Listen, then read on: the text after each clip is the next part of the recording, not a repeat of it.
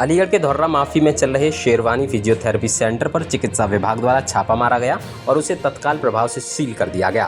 Physiotherapy चिकित्सकों ने इस कार्यवाही का समर्थन किया है और साथ ही यह भी कहा कि इस फिजियोथेरेपी सेंटर के संचालक डॉक्टर शेरवानी कायरोप्रैक्टिस करते हैं और कायरोप्रैक्टिस का फिजियोथेरेपी से कोई संबंध नहीं है। इसी फिजियोथेरेपी कहना भी गलत है।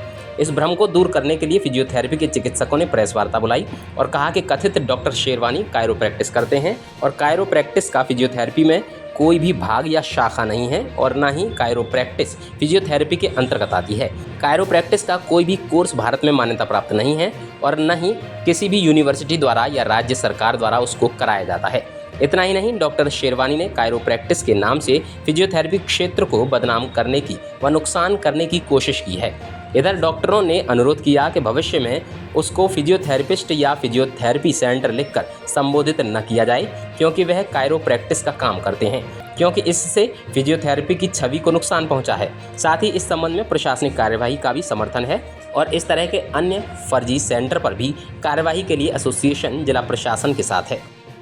हमारी प्रेस कॉन्फ्रेंस जो इस संबंध में है, जो धोर्रा माफी में कल एक थेरेपी सेंटर पर कार्रवाई हुई है, वो बहुत अच्छी हुई है। प्रशासन ने बहुत अच्छा किया है, लेकिन हमें दुख इस बात का है कि वो फिजियोथेरेपी सेंटर नहीं था, लेकिन उसको प्रशासन ने और कुछ पत्रकार बंधुओं ने उसको फिजियोथेरेपी सेंटर भूलवश उसको लिख दिया है। तो हमारा एक तो निवेदन ये है कि वो फिजियोथेरेपी सेंटर नहीं है।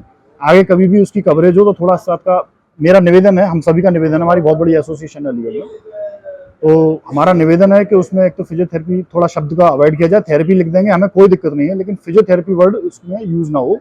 वो एक कायरोप्रैक्टर की उसमें पोस्ट पर है, कायरोप्रैक्टिस करता है।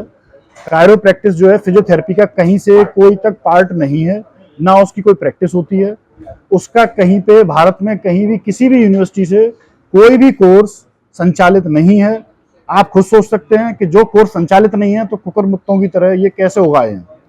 स्वास्थ्य विभाग की कमी थी, उन्होंने कल दुरुस्त कर ली। एक बड़ी घटना हो गई तो उसके पास जब सूचना पहुंची तो उन्होंने उसको दुरुस्त कर लिया है।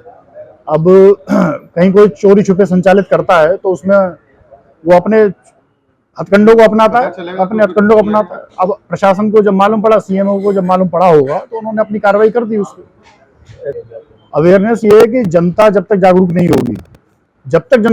होगी, उसके पड़ोस में कौन सा सेंटर खुला है, कौन है, क्या है, तो वो इस तरह की चीजें होती रहेंगी। मैं आपको बताना चाहता हूँ, जब सन 2011 की बात बिगेन इंडिया करके यहाँ पर अलीगढ़ में चलता था, वो इस तरह की मसाज और मशीनें बेचते थे, फिजियोथेरेपी की मशीन बेच के। मैंने उसको बंद कराया था और जब मैंने उसको बंद कराया तो उसमें यहाँ पे अलीगढ़ के डीएम थे के रामोत्रा जी, उनका सहयोग लिया था मैंने। जब वो सेंटर बंद हो गया उसके बाद उसी ने ही सेंटर 6 महीने बाद किसी और नाम से खोल लिया।